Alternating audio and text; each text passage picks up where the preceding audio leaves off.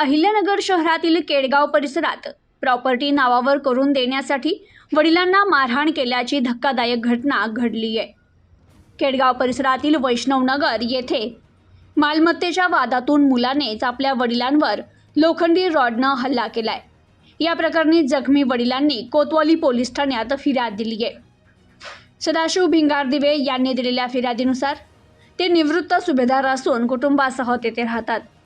त्यांचा मुलगा शिवम भिंगारदिवे याला गांजा आणि मद्याचं व्यसन असून तो वारंवार पैशांसाठी घरात वाद घालत असे असं फिर्यादीत नमूद करण्यात आले। रविवारी रात्री 8च्या सुमारास हा प्रकार घडला। त्यावेळी सर्वजण घरी असताना शिवम याने वडिलांना त्यांच्या नावावरील सर्व मालमत्ता स्वतःच्या नावे करून देण्याची मागणी केली। मात्र सदाशिव भिंगारदिवे यांनी मुलगा कोणतंही काम करत नाही, त्यामुळे तसं करण्यास नकार दिला। तेव्हा संतप्त झालेल्या शिवमने हातातील लोखंडी रॉडने वडिलांना मारहाण केली। त्यात सदाशिव यांच्या कपाळाला गंभीर दुखापत होऊन रक्तस्राव झाला। मुलाने मालमत्ता माझ्या नावावर केली नाही तर जिवंत सोडणार नाही अशी धमकी देत शिवीगाळ केल्याचंही फिर्यादीत म्हटलंय।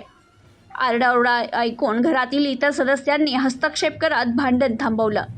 घटनेनंतर जखमी भिंगारदिवे यांनी कोतवाली पोलीस ठाण्यात मुलाविरुद्ध दिलेल्या तक्रारीवरून पोलिसांनी गुन्हा नोंद केलाय। प्रतिनिधी शफी सय्यद, न्यूज टुडे 24, अहिल्यानगर।